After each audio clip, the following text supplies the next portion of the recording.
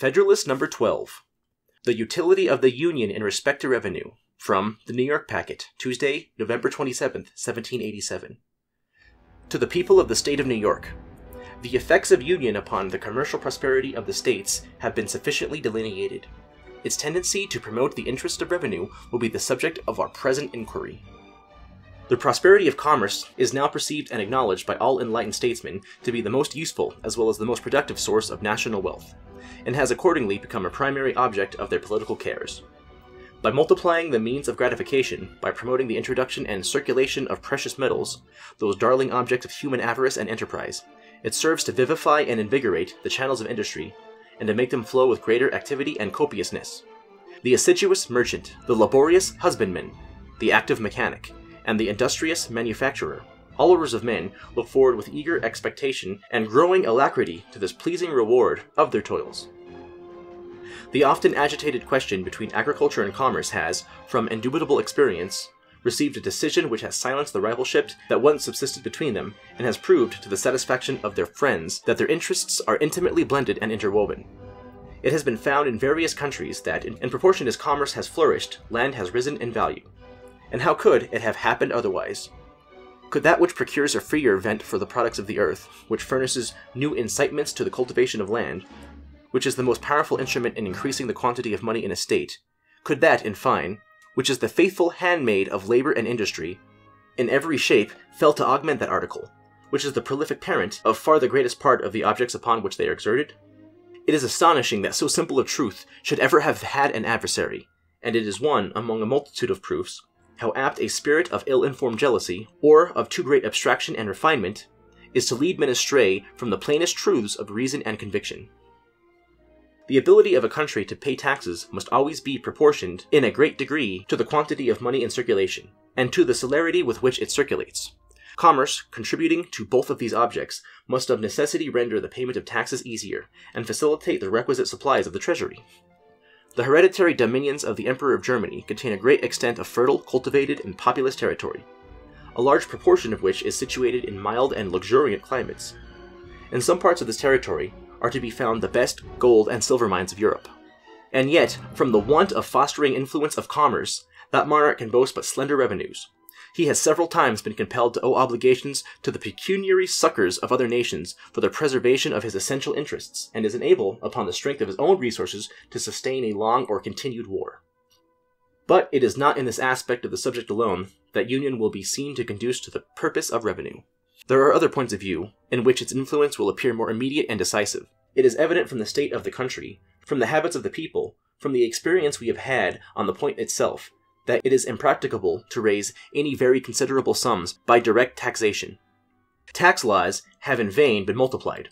New methods to enforce the collection have in vain been tried. The public expectation has been uniformly disappointed, and the treasuries of the states have remained empty. The popular system of administration inherent in the nature of popular government, coinciding with the real scarcity of money incident to a languid and mutilated state of trade, has hitherto defeated every experiment for extensive collections, and has at length taught of different legislatures the folly of attempting them. No person acquainted with what happens in other countries will be surprised at this circumstance. In so opulent a nation as that of Britain, where direct taxes from superior wealth must be much more tolerable, and from the vigor of the government much more practicable than in America, far the greatest part of the national revenue is derived from taxes of the indirect kind, from imposts and from excises. Duties on imported articles form a large branch of this latter description.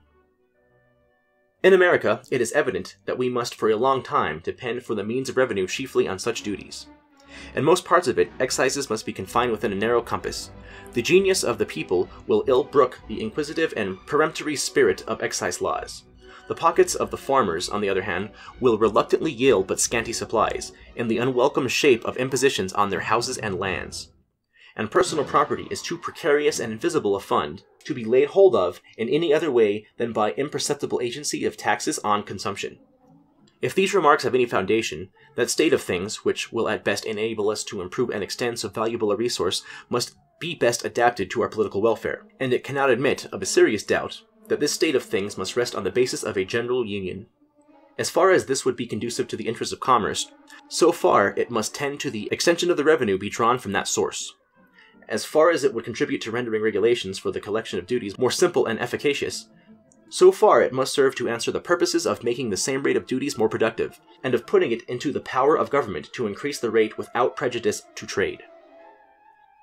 The relative situation of these states, the number of rivers with which they are intersected, and of bays that wash their shores, the facility of communication in every direction, the affinity of language and manners, the familiar habits of intercourse, all these circumstances that would conspire to render an illicit trade between them a matter of little difficulty, and would ensure frequent evasions of the commercial regulations of each other. The separate states or confederacies would be necessitated by mutual jealousy to avoid the temptations to that kind of trade by the lowness of their duties.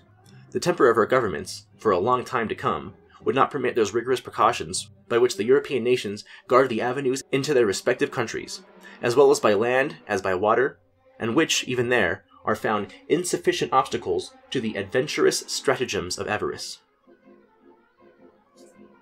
In France, there is an army of patrols, as they are called, constantly employed to secure their fiscal regulations against the inroads of the dealers in contraband trade. Mr. Necker computes the number of these patrols at upwards of 20,000. This shows the immense difficulty in preventing that species of traffic, where there is an inland communication, and places in a strong light the disadvantages with which the collection of duties in a country would be encumbered, if by disunion the states should be placed in this situation, with respect to each other, resembling that of France with respect to her neighbors.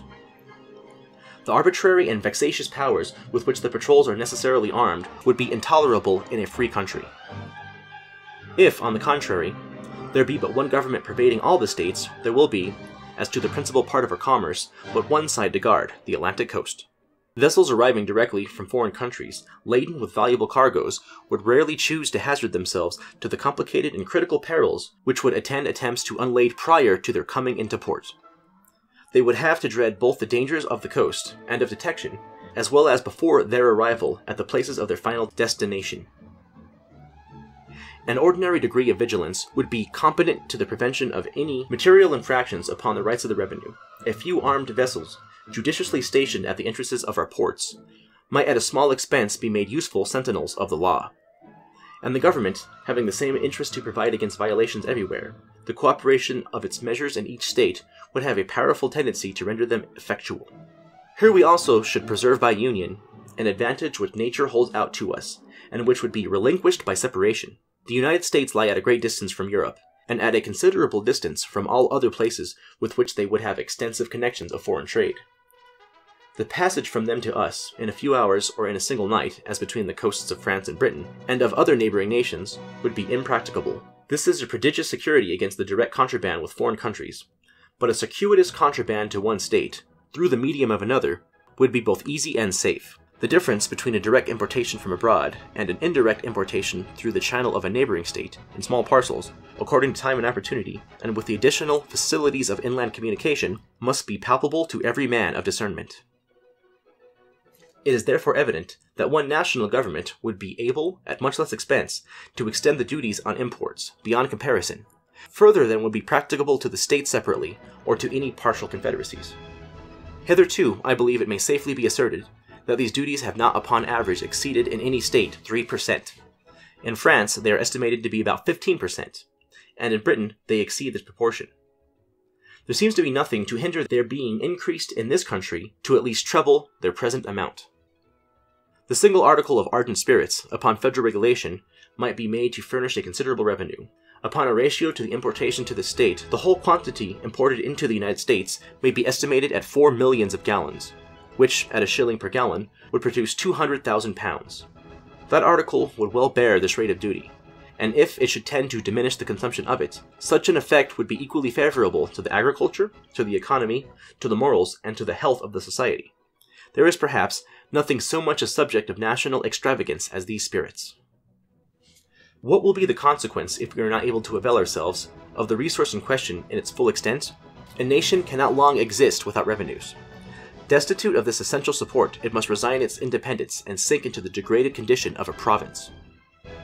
This is an extremity to which no government will of choice accede. Revenue, therefore, must be had at all events.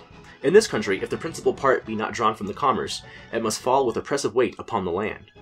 It has been already intimated that excises, in their true signification, are too little in unison with the feelings of the people to admit of great use being made of that mode of taxation, nor indeed, in the states, where almost the sole employment is agriculture, are the objects proper for excise sufficiently numerous to permit very ample collections in that way. Personal estate, as it has been remarked, from the difficulty in tracing it, cannot be subjected to large contributions by any other means than by taxes on consumption. In populous cities, it may be enough the subject of conjecture to occasion the oppression of individuals, without much aggregate benefit to the state. But beyond these circles, it must, in great measure, escape the eye and the hand of the tax-gatherer. As the necessities of the state, nevertheless, must be satisfied in some mode or the other, the defect of other resources must throw the principal weight of public burdens on the possessors of land. And as, on the other hand, the wants of the government can never obtain and adequately supply unless all the sources of revenue are open to its demands, the finances of the community, under such embarrassments, cannot be put into a situation consistent with its respectability or its security. Thus, we shall not even have the consolations of a full treasury to atone for the oppression of that valuable class of citizens who are employed in the cultivation of the soil. But public and private distress will keep pace with each other in gloomy concert, and unite in deploring the infatuation of those councils which led to disunion. Publius.